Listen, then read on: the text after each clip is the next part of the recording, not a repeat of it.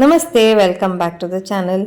ಯಾರಾದರೂ ಗೆಸ್ಟ್ಗಳು ಮನೆಗೆ ಬರ್ತಾರೆ ಅಂತಂದರೆ ಸಡನ್ನಾಗಿ ನನಗೆ ಯೋಚನೆ ಬರುತ್ತೆ, ಯಪ್ಪ ಏನು ಸ್ವೀಟ್ ಮಾಡಲಿ ಅಂಥೇಳಿ. ಹಾಗಾಗಿ ನಾನು ಕೂಡ ಇವತ್ತು ಒಂದು ದಿಢೀರಾಗಿ ಆಗುವಂಥ ಒಂದು ಸ್ವೀಟನ್ನು ಮಾಡ್ತಾಯಿದ್ದೀನಿ. ಅದಕ್ಕೋಸ್ಕರ ನಾನಿಲ್ಲಿ ಆಲ್ರೆಡಿ ಒಂದು ತೆಂಗಿನಕಾಯಿಯನ್ನು ತುರಿದು ಇಟ್ಕೊಂಡೆ. ಹಾಗೆ ಒಂದು 200 ಗ್ರಾಮ್ ಆಗುವಷ್ಟು ಬೆಲ್ಲವನ್ನು ಒಂದು ದಪ್ಪ ತಳದ ಕಡಾಯಿಗೆ ಹಾಕ್ಕೊಂಡಿದ್ದೀನಿ. ಬೆಲ್ಲ ಕರಗಬೇಕು. ಅದು ಕರಗೋಷ್ಟರಲ್ಲಿ ಏನು ಮಾಡ್ತೀನಿ ಅಂತಂದರೆ ಒಂದು ತಟ್ಟೆಗೆ ಒಂದು ಸ್ವಲ್ಪ ತುಪ್ಪವನ್ನು ಹಾಕ್ಕೊಂಡು ನೀಟಾಗಿ ಸುತ್ತಲೂ ಈ ಥರ ಸವರಿ ಇಟ್ಕೊಳ್ತಾ ಇದ್ದೀನಿ. ಇದಾದಮೇಲೆ ಒಂದು 10ರಿಂದ 15 ಆಗುವಷ್ಟು ಗೋಡಂಬಿ ಮತ್ತು ಬಾದಾಮ್ ಎರಡನ್ನು ತೊಗೊಂಡಿದ್ದೀನಿ. ಎರಡನ್ನು ಮಿಕ್ಸರ್ನಲ್ಲಿ ತರಿಯಾಗಿ ರುಬ್ಬಿ ಇಟ್ಕೊಳ್ತಾ ಇದ್ದೀನಿ. ಅದೇನು ನುಣ್ಣಗಾಗಬೇಕು ಅಂತೇನಿಲ್ಲ, ಸ್ವಲ್ಪ ಈ ರೀತಿ ಇಲ್ಲಿ ನಾನು ನಿಮಗೆ ತೋರಿಸ್ತೀನಿ ನೋಡಿ, ಅಷ್ಟಾದರೆ ಸಾಕು. ನೋಡಿ, ಇಷ್ಟು ಆದರೆ ಸಾಕಾಗುತ್ತೆ. ಇದಾದಮೇಲೆ ನಾವು ಮಧ್ಯದಲ್ಲಿ ಬೆಲ್ಲ ಕರಗಿದೆಯಾ ಅಂತ ನೋಡ್ತಾನೆ ಇರಬೇಕು. ಬೆಲ್ಲ ಕರಗೋ ಹಂತದಲ್ಲಿ ಇರುವಾಗ ನಾನೇನು ಮಾಡ್ತೀನಿ, ಸುಮಾರು 1 ಟೀ ಸ್ಪೂನ್ ಆಗುವಷ್ಟು ತುಪ್ಪವನ್ನು ಕೂಡ ಸೇರಿಸ್ಕೊಳ್ತೀನಿ. ತುಪ್ಪವನ್ನು ಹಾಕೋದ್ರಿಂದ ಒಂದು ಒಳ್ಳೆ ಗ್ಲೋ ಬರುತ್ತೆ. ಹಾಗಾಗಿ ಒಂಚೂರು ತುಪ್ಪವನ್ನು ಕೂಡ ಇಲ್ಲಿ ಸೇರಿಸ್ಕೊಂಡಿದ್ದೀನಿ. ಮತ್ತು ನಾನಿಲ್ಲಿ ಬೆಲ್ಲವನ್ನು ಇನ್ನೂ ಪಾಕ ಬರೆಸ್ಕೊತಿಲ್ಲ. ಹಾಗೆ ನಾನಿಲ್ಲಿ ಬೆಲ್ಲ ಆಲ್ರೆಡಿ ಡಬ್ಬಿ ಬೆಲ್ಲ ಆಗಿರೋದ್ರಿಂದ ನೀರನ್ನು ಕೂಡ ನಾನು ಸೇರಿಸ್ಕೊಂಡಿಲ್ಲ. ಈಗ ಇದಕ್ಕೆ ನಾನು ತುರಿದಂಥ ತೆಂಗಿನಕಾಯಿಯನ್ನು ಕೂಡ ಸೇರಿಸ್ಕೊಳ್ತಾ ಇದ್ದೀನಿ.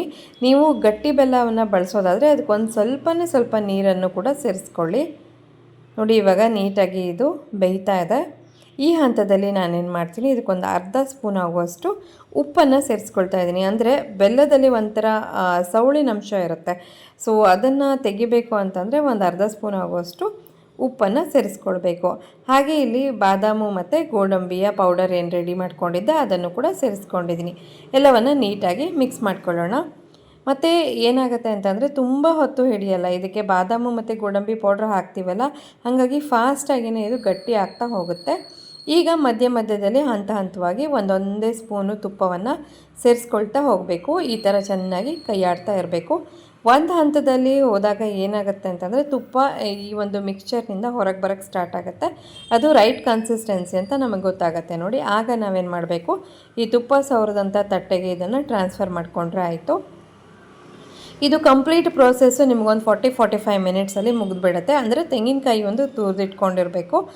ಸೊ ಇದಿಷ್ಟನ್ನು ಮಾಡಿ ನೀಟಾಗಿ ಅದನ್ನು ಸೆಟ್ ಮಾಡಿಬಿಟ್ಟು ನಾನು ಇದನ್ನು ಫ್ರೀಝರ್ನಲ್ಲಿ 1 ಗಂಟೆ ಕಾಲ ಇಡ್ತಾ ಇದ್ದೀನಿ. 1 ಗಂಟೆ ಕಳೆದ ನಂತರ ಫ್ರೀಝರ್ನಿಂದ ತೆಗೆದಾಗ ನೋಡಿ ಈ ಥರ ಗಟ್ಟಿಯಾದಂಥ ಕೊಬ್ಬರಿ ಮಿಠಾಯಿ ಅಂತಲೇ ಹೇಳ್ಬೋದು. ಬಟ್ ಬೆಲ್ಲವನ್ನು ಬಳಸಿ ಮಾಡಿದ್ದೀನಿ. ಹಾಗೆ ಸಾಮಾನ್ಯವಾಗಿ ಕೊಬ್ಬರಿ ಮಿಠಾಯಿಗೆ ಗೋಡಂಬಿ ಮತ್ತು ಬಾದಾಮು ಪೌಡರ್ನೆಲ್ಲ ಹಾಕಲ್ಲ. ಸೊ ನಾನು ಅದೊಂದು ಎಕ್ಸ್ಟ್ರಾ ಹಾಕಿದ್ದೀನಿ, ಯಾಕಂದರೆ ಫಾಸ್ಟಾಗಿ ಆಗಬೇಕು ಅಂಥೇಳಿ.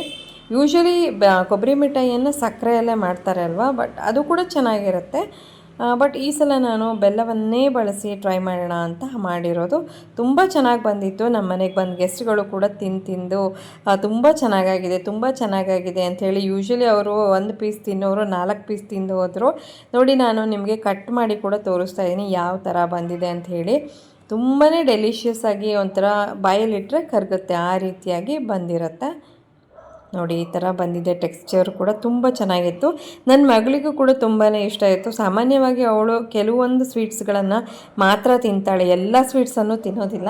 ಬಟ್ ಈ ಒಂದು ಕೊಬ್ಬರಿ ಮಿಠಾಯಿ ಮಾಡಿದಾಗ ಅವಳಿಗೂ ಕೂಡ ಎಷ್ಟು ಇಷ್ಟ ಆಯಿತು ಅಂತಂದರೆ, ಅಮ್ಮ ಇದು ಏನು ಹೆಸರು, ಈ ತಿಂಡಿ ಹೆಸರೇನು ಅಂತ ಕೇಳ್ತಾ ಇಸ್ಕೊಂಡು ತಿಂತಾಯಿದ್ಲು. ಸೊ ನನಗೂ ಕೂಡ ಖುಷಿ ಆಯಿತು. ಏನಾದರೂ ತಿಂಡಿ ಮಾಡಿದ್ರೆ ಮನೇಲಿರೋರೆಲ್ಲ ಕೇಳಿ ತಿಂತಾರೆ ಅಂದರೆ ಅದಷ್ಟು ಚೆನ್ನಾಗಾಗಿದೆ ಅಂತಲೇ ಅರ್ಥ ಅಲ್ವಾ.